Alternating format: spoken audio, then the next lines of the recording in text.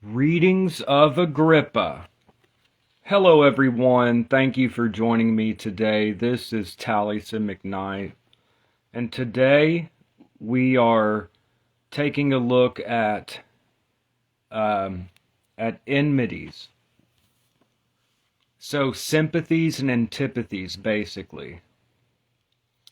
Many people talk about how Agrippa is difficult to read, when really his writing style is a little antiquated. It's a little wordy.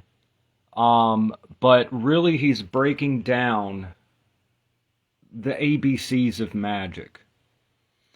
Agrippa, this 16th century mage, this magician, this learned magician from the 16th century, is basically sitting down and starting from ground zero, like starting at the beginning, and breaking down how magic works, so that you're not just copying spells and practicing them, you're understanding why you work the way you do. Why does magic work? That's what he's explaining. And when you get to sympathies and antipathies, what Agrippa calls enmities, like enmities, it helps you to understand from a Renaissance magic perspective why you would use gold for working with the sun instead of lead. Couldn't a lead tablet be just as useful for the sun? Couldn't you just replace this with anything else, right? Um, and Agrippa would say that no, there's a reason. There are sympathies and antipathies and things, or enmities, as we're going to get into in this chapter. So that it's not seen as this is just symbolic, or it's just energy anyways. Well, it is energy, but it's energy. It's understanding how what things draw others. It's understanding the hidden or occult virtues in things. Okay, so in the last chapter we actually touched upon this. In the last chapter we talked about the enmity and friendship of things. So, sympathies in classical magic. Sympathies is that like attracts like. So, Venus has to do with love, and copper is a metal associated with Venus. So, copper is a fit receptacle to draw down those forces because of sympathy. Sympathy is the idea that this stone is known to draw money and wealth. Okay, there's a sympathy between wealth and abundance and this stone or this crystal, as an example. So those are sympathies. Antipathies are things that drive away. So an evil eye amulet will drive away the evil eye. Something that gets rid of, drives away bad luck, right? You could even say, like, even a magic circle.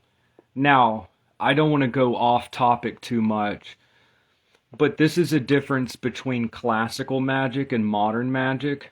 In modern magic, when we think of a magic circle, we think of a wall of energy, whereas you really don't see in these Renaissance texts where it says to go to the east and push your energy into a circle. It really doesn't say that, hardly anywhere. What the magic circle is in classical magic is there are divine names written around it, that evil spirits cannot cross the barrier because of the names of power. Now, me personally, I think it's good to combine these two. It's good to have a magic circle marked on the ground with divine names, and I think it's also good to then push a wall of energy around, right? I think it's good to use both methods. But You could say that there's an antipathy. You know, the classic, a crucifix drives away. I'm not saying I literally, believe this, but like just understanding these old quote unquote superstitions, a crucifix or garlic drives away vampires, this type of thing, right? There's an antipathy. Things that don't like each other, they fly away from, or it averts bad luck. So sympathies are using occult sympathies, you know that this corresponds with Venus or this corresponds with Mars, this incense. You're making a fit receptacle to draw down those forces using occult sympathies. Antipathies are things that drive away, which we're going to get into here. And in the chapter before that, a couple of chapters, chapter 16 talked about contagion in magic, which has to do with the magical link. So Agrippa is really setting down the ABCs of magic. So you're not just doing spells, you understand why you do things the way that you do, right? And here he's explaining why one thing isn't just as good as another in a magic ceremony, because it's not viewed through the lens of just psychology or just general energy. It's dealing with specific sympathies and antipathies, okay? So sympathies and antipathies, what he calls friendship and enmity, is at the basis of classical magic. So we're going to get into this today. So again, sympathies has to do with like attracts like, right? Antipathies, or what he calls enmities, are things that drive away other things. So let's take a look here.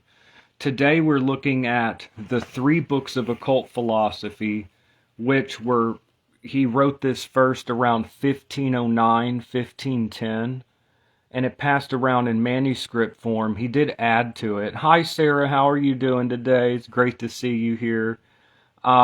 He did add a little to the manuscript. Book 1 was published in 1531, and then all 3 books were then published in 1533.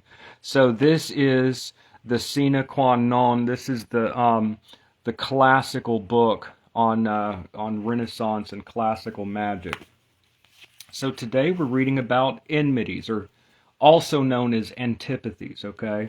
So we're in the 3 books of occult philosophy, book 1, chapter 18, of the inclinations of enmities.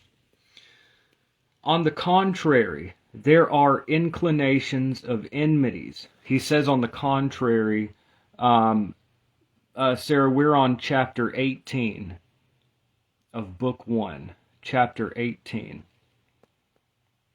So in the last chapter, he talked about friendship or sympathies.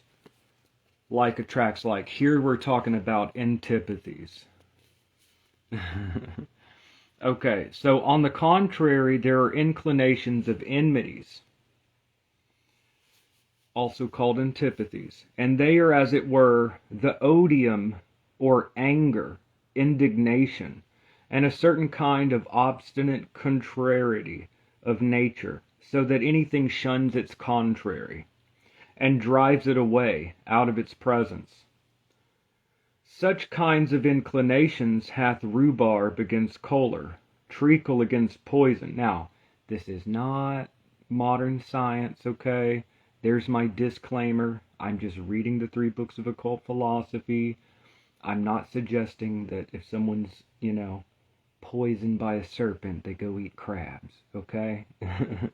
But I'm just explaining that so there's my disclaimer, But anyways, such kind of inclinations hath rhubarb against choler, treacle against poison, the sapphire stone against hot boils. So sapphire is said to have an antipathy with boils. So the sapphire stone drives away the boils. Think of it like, taking something for a headache. It drives it away, right? And feverish heats and diseases of the eyes. So the sapphire stone. The amethyst against drunkenness. So the amethyst, according to Agrippa, carrying amethyst can help to avoid drunkenness. The jasper against flux of blood and offensive imaginations. The emerald and Agnus castus against lust. So again, these things have an antipathy with that. So amethyst has an antipathy to drunkenness, okay? And this also goes into like folk healing, like you'd go see the witch or cunning man or cunning woman for an illness. And yeah, amethyst is one of my favorites as well, Sarah.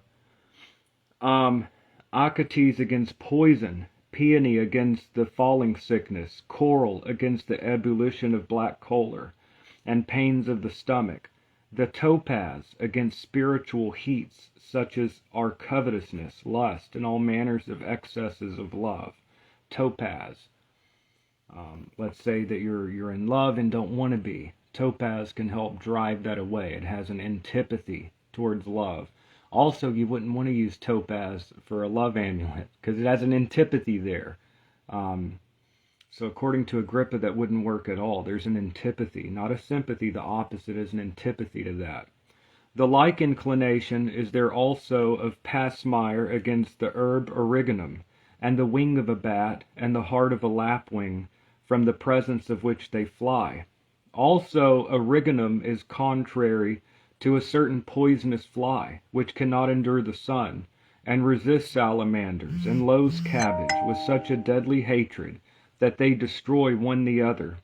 So cucumbers hate oil, and will run themselves into a ring lest they should touch it. Cucumbers. And it is said that the gall of a crow makes men afraid, and drives them away from where it is. As also certain other things, so a diamond doth disagree with the lodestone, that being set by it, it will not suffer iron to be drawn to it. And sheep fly from frog parsley, as from some deadly thing. So, while sympathies draw certain things, antipathies again, or enmities, they drive away. So, this is explaining like if you have an amulet that drives away bad luck, or you have an amulet that drives away the evil eye, for example. You're using antipathies or enmities. So this is again explaining like why magic. What is the theory 101 of magic? And that which is more wonderful, nature hath pictured the sign of this death in the livers of sheep, in which the very figure of frog parsley being described doth naturally appear. So goats do so hate garden basil, as if there were nothing more pernicious. And again among animals mice and weasels do disagree, whence it is said that mice will not touch cheese if the brains of a weasel be put to the rennet, and besides that the cheese will not be corrupt with age. So it drives away age, it drives away the mice. So a lizard is so contrary to scorpions that it makes them afraid with its very sight. So as also it puts them into a cold sweat. Therefore they are killed with the oil of them, which oil also cures the wounds made by scorpions. So this is getting into like folk medicine and things like that. There is also an enmity between scorpions and mice. Wherefore, if a mouse be applied to a prick or wound made by a scorpion, it cures it, as it is reported. There is also an enmity between scorpions and stalabors, asps and wasps. It is reported also that nothing is so much an enemy to snakes as crabs. Hence my joke earlier. I'm not suggesting you get bit by a snake, you eat crabs, you know. This is pre-scientific, but it's explaining some of this like classical magic type of mindset. It's using antipathies. It is reported also that nothing is so much an enemy to snakes as crabs, and that if swine be hurt therewith, they eat them and are cured. The sun also being in Cancer, serpents are tormented. Also the scorpion and the crocodile kill one the other.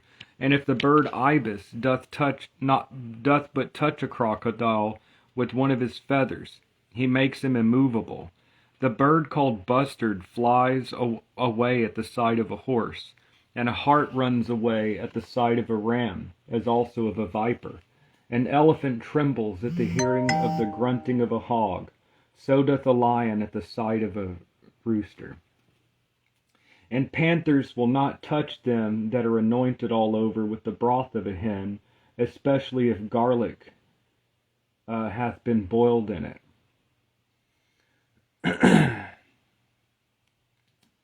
And there is also enmity between foxes and swans, bulls and jackdaws. Among birds also some are of a perpetual strife one with another, as also with other animals, as jackdaws and owls, the kite and crows, the turtle, dove and ringtail Agrippus, and eagles, harts, and dragons.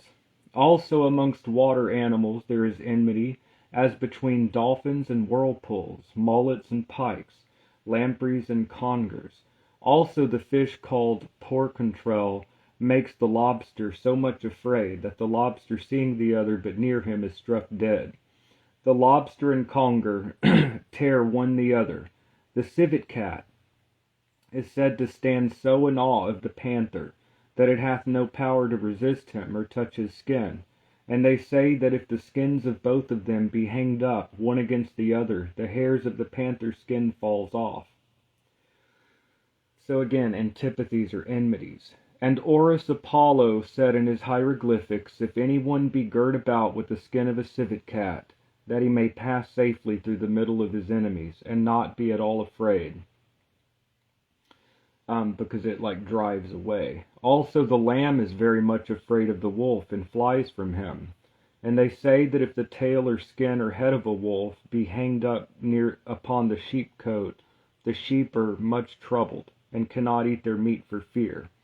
And Pliny makes mention of a bird called marlin, that breaks crow's eggs, whose young are so annoyed by the fox, that she also will pinch, and pull the fox's whelps, and the fox herself also, which when the crows seize, they help the fox against her, as against a common enemy. So, it's pretty cool. It's like, it's the magical universe, a magical way of looking at things, The little bird called a linnet, living in thistles, hates asses, because they eat the flowers of thistles.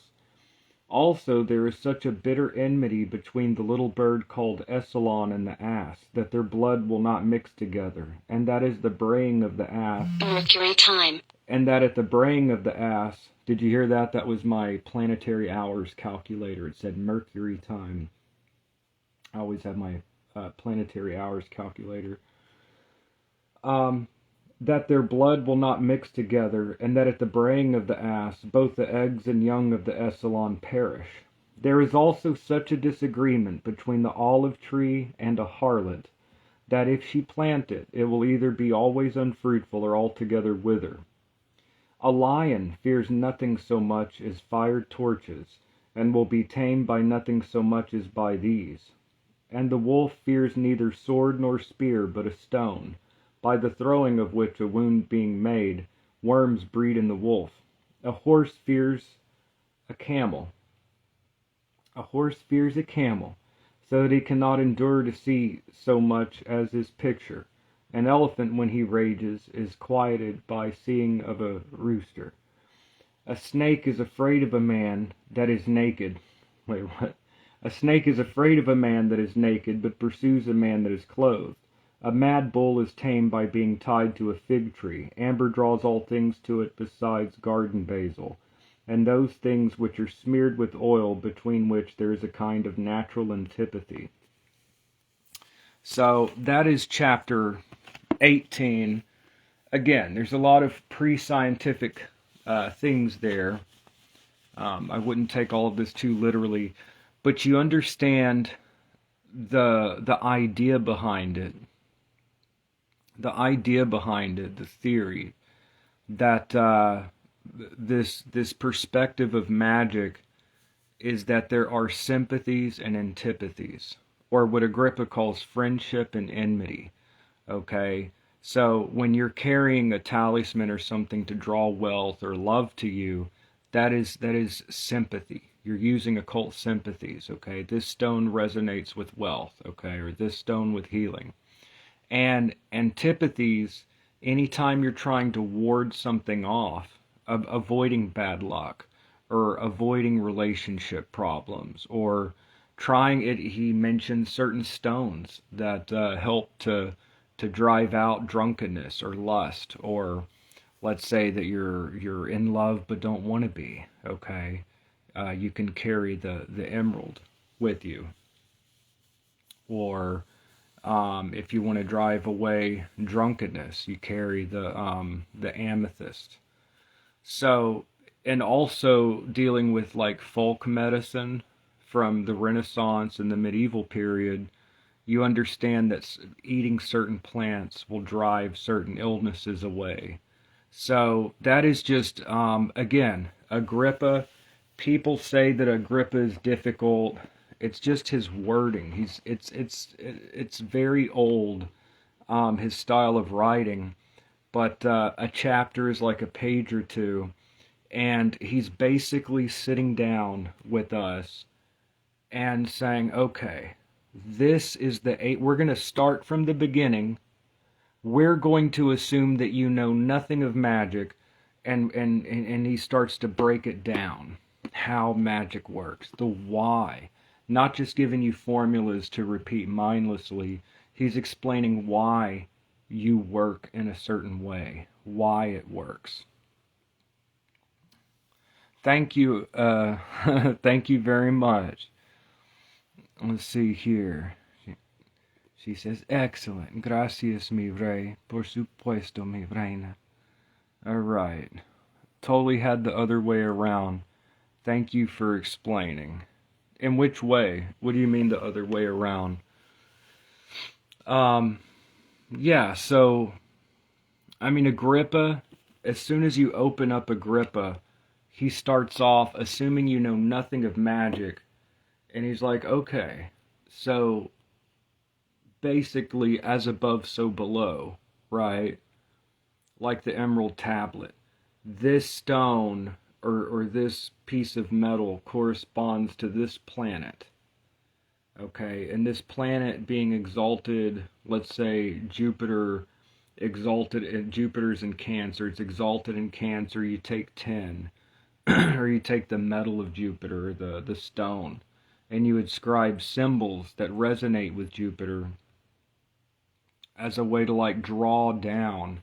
So he's starting at the beginning, assuming you know nothing of magic, and then he slowly, as you work through the 3 books of occult philosophy, he gradually builds until he's talking about full ceremonies and talking about, you know, the different spirits of the planets and things like that, using magic squares and making pentacles and things like that. And so he goes pretty in depth.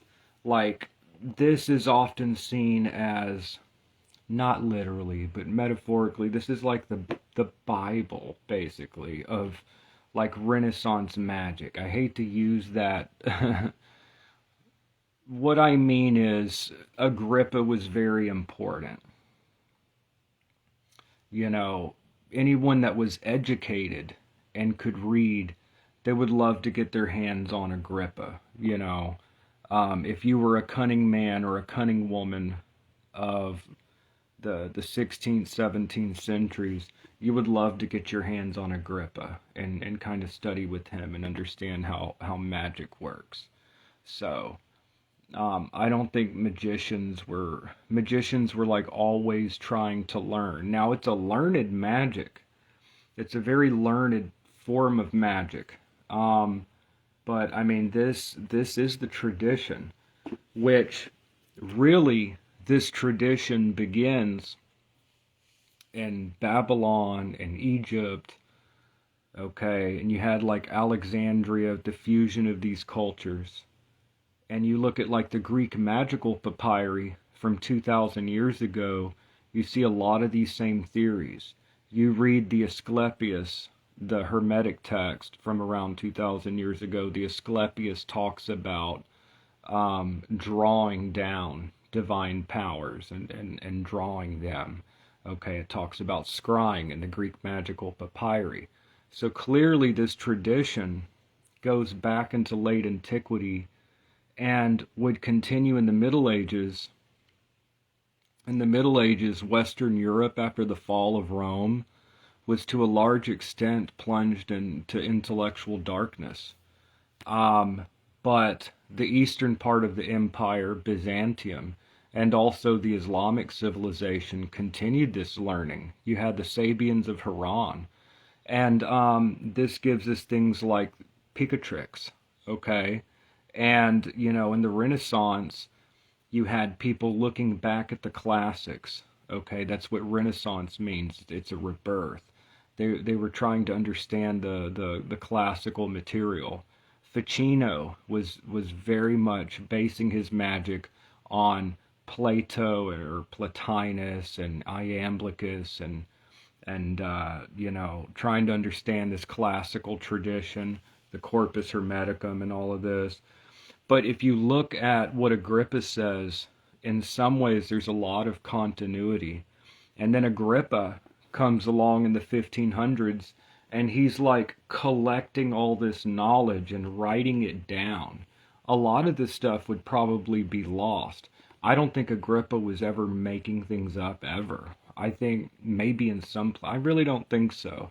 Agrippa was more of a compiler. He was just collecting and writing down all this lore. So what we have here, the 3 books of occult philosophy, is a very important text. And, you know, I usually don't even like to call it Renaissance magic. I like to refer to it as classical magic because it never died. There are still people that work in this old way, okay? In the 1700s, there were people that still worked in this way, okay? In the 1800s, it wasn't just a bunch of magic lodges and all. In the 1900s, there were still people that were working in this old type of way. So that's why I don't really call it Renaissance magic anymore. I more refer to it as just classical magic. But yeah, we are working through the 3 books of occult philosophy in these videos. You're getting little tidbits of classical magic and understanding why it works and what is the purpose and why do you do things in a certain way. Well, I mean, it's all here. So he just got through talking about sympathies and antipathies, or what he calls friendship and enmity. So we're going to keep going through in these videos, and now we're up to in the next video that I do on this will be up in chapter 19. So we're gradually working through the 3 books of occult philosophy. All right, let me see here. Agrippa's readings, thanks. Yeah, thank you so much. All right, the lore around Picatrix is one of my favorites, not gonna lie. I actually did an interview with Dana Trell, and you may have to scroll a little bit. It's on my Facebook. It's like 2 hours of going over the history of Picatrix and who wrote it and what were the sources for Picatrix and all of that. Dana Trell, also called the modern hermeticist, he's excellent. So I actually did an interview with him. It was like a 2 hour and a half, 2 hour thing, like going through over Picatrix and what it's about and all of that. So if you haven't given that a listen, I highly recommend it. All right. Agrippa was an INFJ. Ha ha ha. But probably though, yeah. Currently, Agrippa is the first in my readings, followed by Eliphas Levi and Francis Barrett. Yes, and Francis Barrett's The Magus, published in 1801. Francis Barrett's The Magus, it's largely Agrippa. The divine or celestial intelligence and all that. He's mostly just quoting Agrippa. I think Francis Barrett's The Magus is great, but he's often seen as a plagiarizer because it's mostly Agrippa. If you're reading the Magus, you're reading a lot of Agrippa. Eliphas Levi is also great. Yeah, I've actually been thinking about doing some readings. I don't want all my videos to just be a bunch of readings, but I've been thinking about reading through the dogma and ritual of high magic and trying to break that down in these videos. Damn, I'm all on it, like saddles on a camel, fearing a horse. Yeah, heck yeah. All right, y'all. Yeah, thank you so much. I really appreciate all of my viewers, and I really appreciate the subscribers to my Patreon as well. It really means a lot. Yesterday I made a video on calculating the nativity angel, the name. So it was just for Patreon, but I did a video on how, step by step, how to find the name of your nativity angel. So that was for my Patreon. Hi, Avril, how are you doing? Okay. Also, I need to make more Spanish videos as well. También necesito hacer más contenido en español. Tengo un buen amigo de Chile y nosotros dos estamos pensando en hacer como un podcast o algo en español también, en que podemos platicar sobre estos temas en español. But I haven't been speaking Spanish as much as I was before, so I probably need to brush up a little bit. Pienso que necesito practicar mi español un poco más antes de crear contenido en español. Thank you so much, Sarah. Yeah, it's awesome to have you here. We've been friends for quite a number of years on here, so. Alright, y'all, so I guess that's it for today. That's we're getting little tidbits of classical magic in these videos, and we're working through Agrippa. Absolutely excellent. I love doing this content, so, and let me know what y'all think.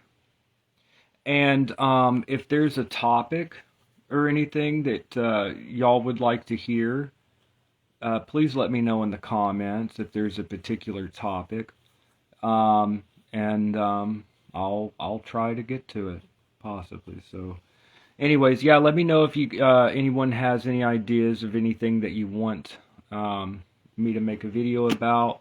If I can, if it's something that I don't really know about, then I probably won't make a video. I'm not gonna like read an article and then make a video, I want to understand the topic, but if there's anything that you guys and gals would like to see in a video, just let me know.